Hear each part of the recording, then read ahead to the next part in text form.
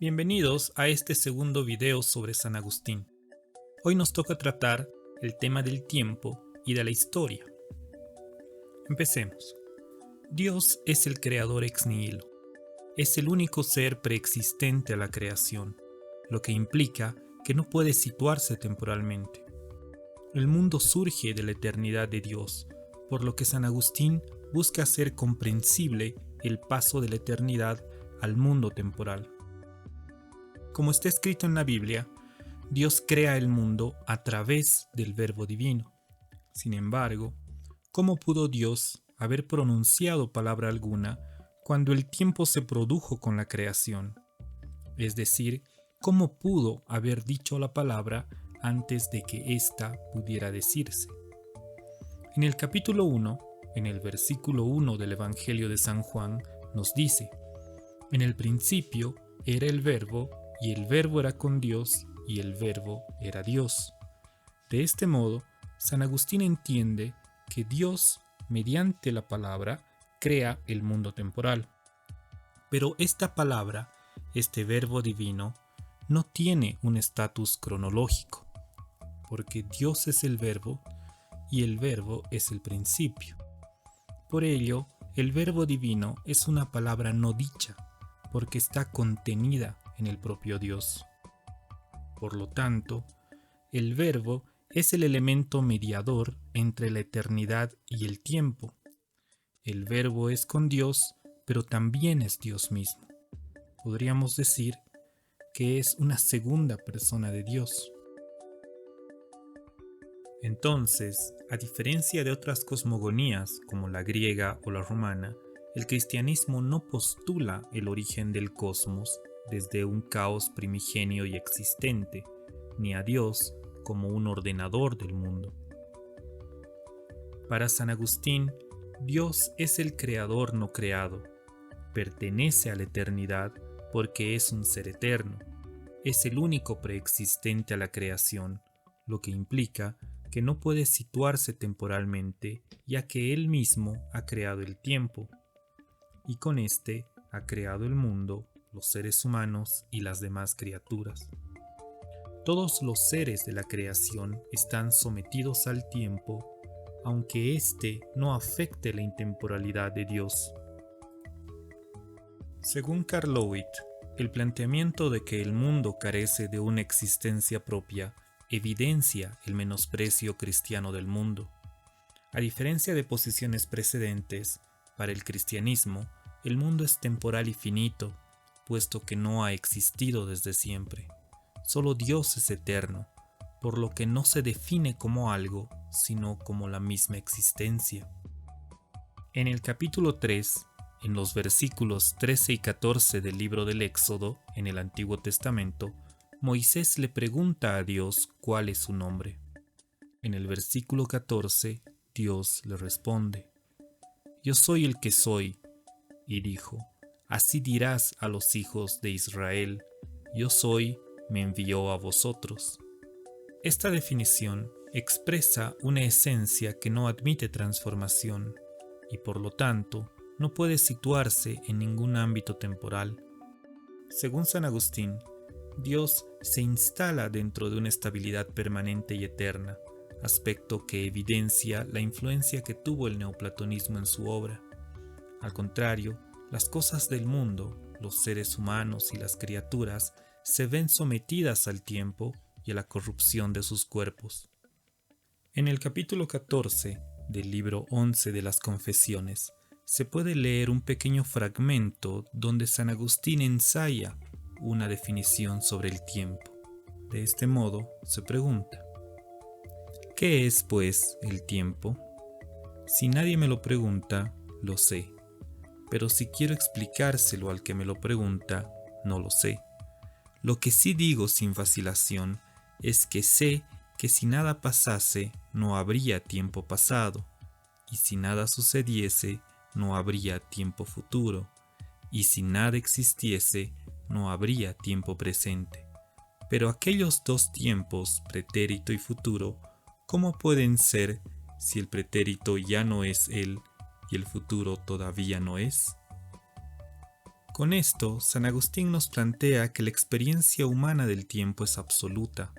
Por ello, no concebimos el tiempo como algo problemático. Hablamos cotidianamente de él de forma tan ingenua que al detenernos para tratar de definirlo, escapa casi completamente de nuestras manos. Pero plantea otro aspecto importante. El tiempo presente existe porque hubo un tiempo pasado y habrá un tiempo futuro, por lo que, para que el presente sea tiempo, tiene que tener un pasado y un futuro. De otro modo, el presente constante no sería más que la eternidad. Entonces, ¿qué es el pasado y el futuro? En el capítulo 18 del mismo libro se refiere al pasado de la siguiente manera.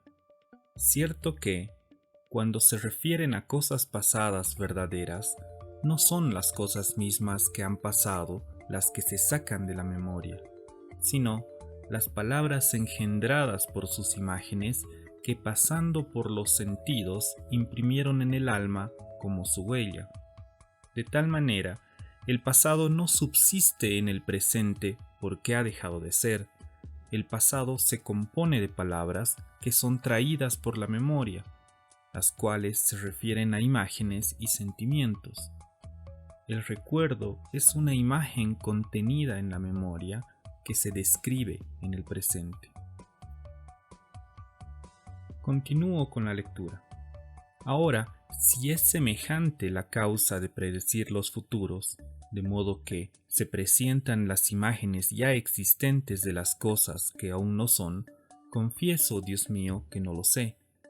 Lo que sí sé ciertamente es que nosotros premeditamos muchas de nuestras futuras acciones y que esta premeditación es presente, no obstante que la acción que premeditamos aún no exista porque es futura. De este modo, el futuro se remite a otras dos funciones del alma, la premeditación y la capacidad de expectativa. El futuro es la capacidad de premeditar acciones que no son aún presentes, pero también es la capacidad de expectativa, como veremos más adelante.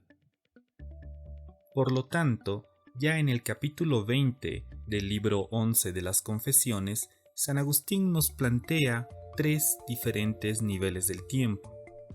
En este capítulo nos dice lo siguiente: pero lo que ahora es claro y manifiesto es que no existen los pretéritos ni los futuros, ni se puede decir con propiedad que son tres los tiempos, pretérito, presente y futuro, sino que tal vez sería más propio decir que los tiempos son tres: presente de las cosas pasadas, presente de las cosas presentes y presente de las cosas futuras. Pero esto lo veremos a continuación en un esquema. San Agustín empieza su análisis con una pregunta, de la cual se desprenden tres características sobre el tiempo. La primera es que el tiempo se presenta de manera absoluta y cotidiana, por lo que no se percibe como algo problemático. Por ello, es algo que se experimenta con ingenuidad. Al mismo tiempo, define tres niveles sobre el tiempo que son el pasado, el presente y el futuro, aunque dos de ellos están subordinados a uno. De tal manera, el pasado es memoria como presente del pasado, el presente es visión directa como presente del presente y el futuro es expectativa como presente del futuro. De este modo, podemos observar que San Agustín entiende el tiempo respecto a la manera como el individuo se relaciona con cada uno de estos tres niveles, y como un individuo no puede relacionarse directamente con el pasado ni con el futuro, entonces el tiempo es siempre una relación con el presente. Finalmente, en el capítulo 27 del libro 11, llegamos a una definición que nos plantea San Agustín en torno al tiempo. Afirma que al ser este siempre presente, es una afección del alma, es decir, que nosotros medimos el tiempo a partir de las sensaciones del alma. De este modo, el tiempo se define como una duración interna y subjetiva. Así, el movimiento de las cosas del mundo son sentidas por el alma, que termina siendo el instrumento a través del cual podemos medir el tiempo. Ahora bien, pasemos a establecer tres esquemas muy sucintos sobre el tiempo. Fue Aristóteles quien elaboró una de las definiciones del tiempo más famosas, donde equipara el tiempo con el movimiento. Aristóteles afirma que el tiempo es la medida del movimiento según el antes y el después, por lo que reduce el tiempo a las cualidades del espacio, porque el tiempo se expresa en el movimiento de las cosas. Aquí un breve paréntesis. En el ámbito de la física, por ejemplo, se define el tiempo a partir del movimiento de los cuerpos. Y sobre este punto es interesante la aporía sobre el lanzamiento de una flecha que propone Zenón de Elea, donde el movimiento se mide por los instantes, pero estos instantes son siempre estáticos. Al contrario, San Agustín se opone a la subordinación del tiempo al espacio. San Agustín define el tiempo como una sensación del alma, por lo que el tiempo es duración que se sitúa en la interioridad del individuo. Finalmente, en el siglo XX, Henri Bergson diferencia entre un tiempo medible y la duración. El tiempo medible es un tiempo objetivo, que se sitúa en la exterioridad de las cosas, frente a la duración que es un tiempo vivido y se sitúa en la interioridad de los individuos. El primero podemos afirmar que es un tiempo calendario que se puede medir como largo o corto, y el segundo, la duración, es el tiempo que se percibe como lento o rápido. Pero volvamos un momento con Aristóteles, quien junto a Platón y otros pensadores de la antigüedad griega y también romana, sostiene que el tiempo se mide por el movimiento, y según el movimiento de los astros el tiempo histórico es cíclico. Pero San Agustín se enfrenta a las nociones de tiempo griegas y romanas, porque en su opinión un tiempo cíclico sería incongruente con la naturaleza del alma y también con la naturaleza de Dios. En el capítulo 13 del libro 12 de la Ciudad de Dios, sostiene que el tiempo cíclico supone la renovación constante de la naturaleza en una repetición infinita, por lo que el alma, que es inmortal, se vería atrapada eternamente en el mundo terreno. En su texto nos dice que de este juego burlesco no puede escapar el alma, inmortal, aunque hubiera conseguido ya la sabiduría. Iría sin cesar camino de una falsa felicidad, volviendo sin cesar camino de una verdadera miseria. ¿Cómo se va a dar auténtica felicidad cuando no es segura su eternidad? De este modo, el alma erraría en la búsqueda de la sabiduría y de su felicidad. Atrapada en el mundo, no podría llegar a la verdadera sabiduría y a la felicidad completa, porque ambas se encuentran en el seno de Dios, que es eterno y está más allá del tiempo terrenal. Además, San Agustín expone otra demostración que considera irrefutable de que el tiempo no puede ser cíclico. Esta es la aparición de Cristo en la tierra. Al final del mismo capítulo, sostiene: Cristo solo ha muerto una vez por nuestros pecados, y resucitado entre los muertos, ya no muere más. La muerte no tiene ya dominio sobre él.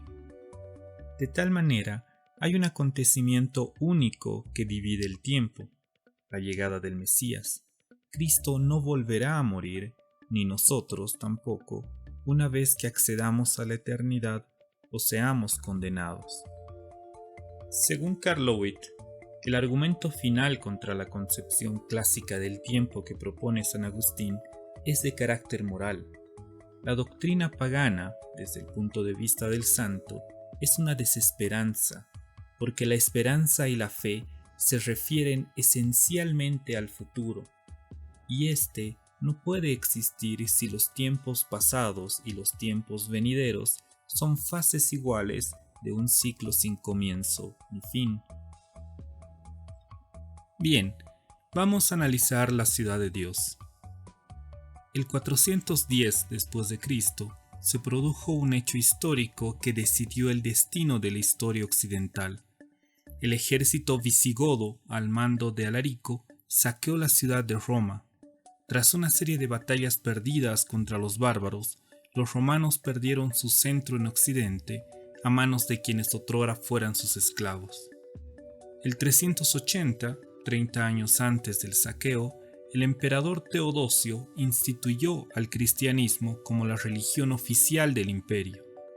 Este último dato es importante porque tras la caída de la ciudad romana surgieron muchas voces nostálgicas de los aún creyentes en los dioses paganos, quienes acusaron a las creencias cristianas y a sus seguidores de haber provocado la crisis política y social que se estaba viviendo entonces. Esta situación llevó a San Agustín a emprender la escritura de la ciudad de Dios, para demostrar que el cristianismo no fue el causante de la desgracia romana. Al contrario, intenta demostrar que fueron las acciones libres de los hombres las que llevaron a Roma a tal decadencia.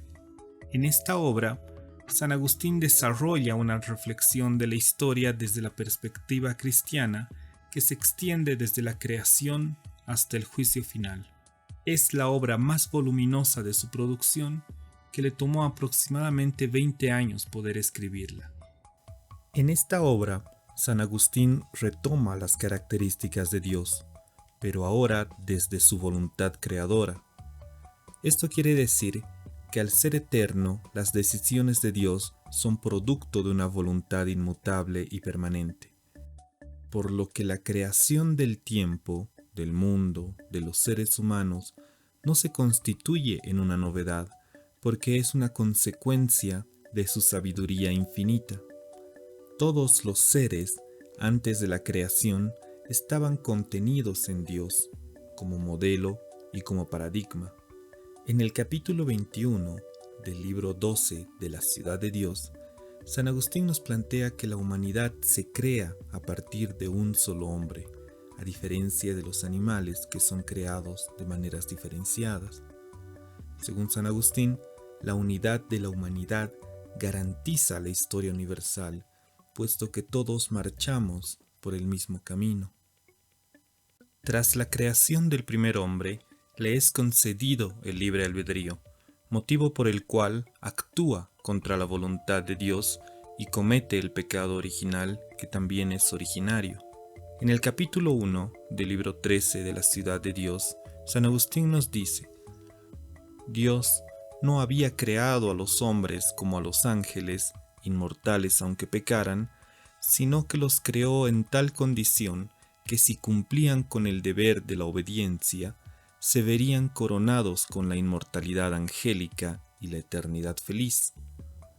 Pero si desobedecían, sufrirían como un justo castigo la pena de la muerte. El primer momento de la historia, tras la creación, es la caída. Con la caída de Adán, la humanidad entra en pecado. La caída, además, es producto del libre albedrío. El libre albedrío es una condición del ser humano, ya que sin esta condición no sería humano, sería bestia o ángel, de tal manera que su desobediencia dio origen a la muerte. Pasemos entonces a los dos tipos de muerte. En el capítulo 2 del libro 13 de las Confesiones, San Agustín sostiene que tanto el alma como el cuerpo experimentan la muerte, el cuerpo por el abandono del alma y el alma por el abandono de Dios. San Agustín platoniza el cristianismo al plantear estas dos realidades que coexisten en un mismo espacio, el cuerpo y el alma. El cuerpo tiene una realidad inferior que vive solo por el alma, y el alma, que es superior, vive por Dios. De este modo, la muerte es buena para los buenos porque su alma pasa a la inmortalidad de Dios. Dios no abandona el alma de los buenos. Al contrario, la muerte es mala para los impíos porque también experimentan la segunda muerte, la muerte de su alma. El pecado da paso a la necesidad de la gracia otorgada por Dios, y este elemento se constituye en un instrumento de justicia, como bien explica San Agustín más adelante en el capítulo 14 de este mismo libro.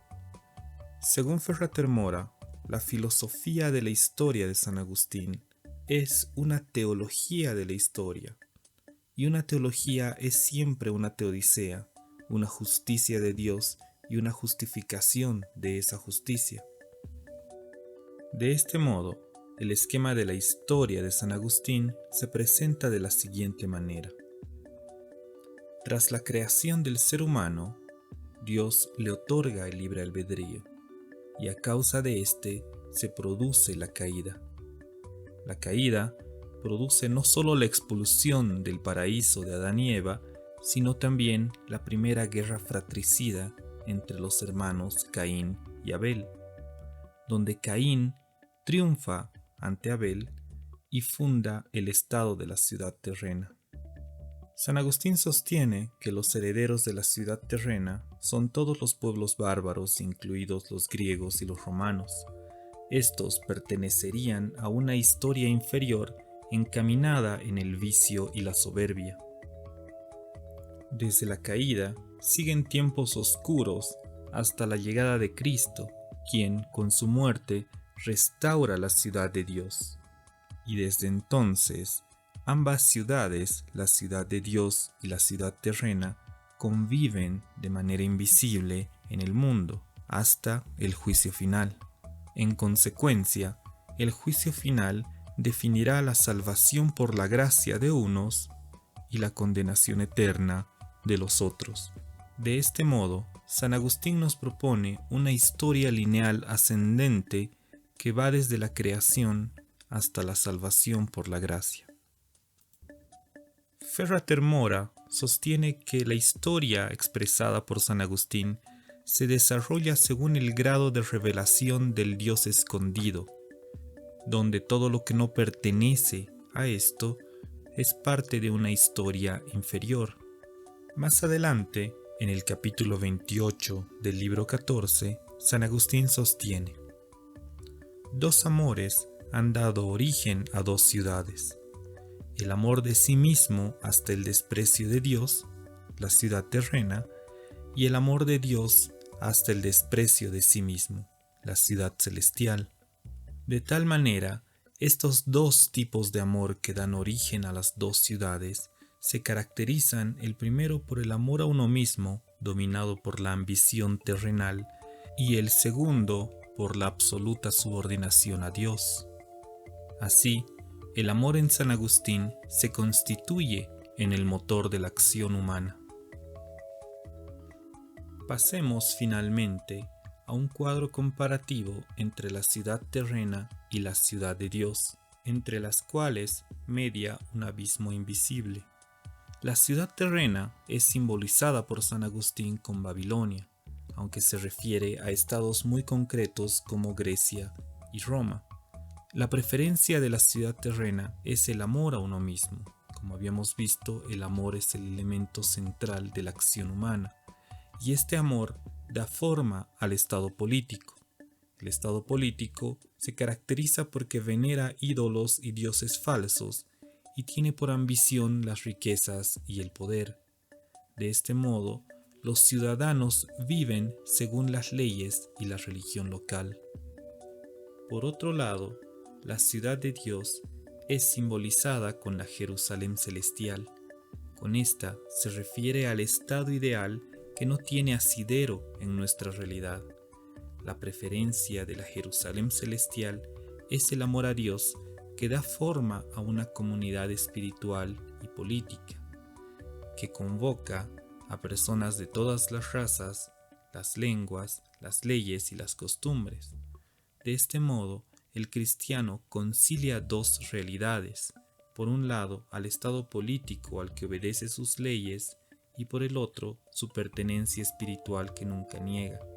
Por lo tanto, no venera otros dioses. Entre el amor a uno mismo y el amor a Dios se distinguen estas dos formas de amor que vimos anteriormente.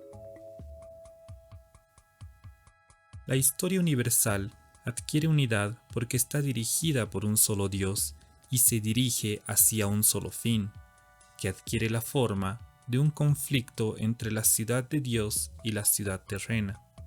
Según Karl Löwit, estas dos ciudades divididas por un hilo invisible son dos sociedades místicas constituidas por dos especies antagónicas de hombres, por lo que lo verdaderamente importante en la historia no es la grandeza de los imperios, ni sus desarrollos tecnológicos, ni sociales o políticos adquieren importancia frente a la salvación o condenación del mundo futuro. Cerramos de esta manera la filosofía de la historia de San Agustín. Les agradezco por haber llegado a este punto.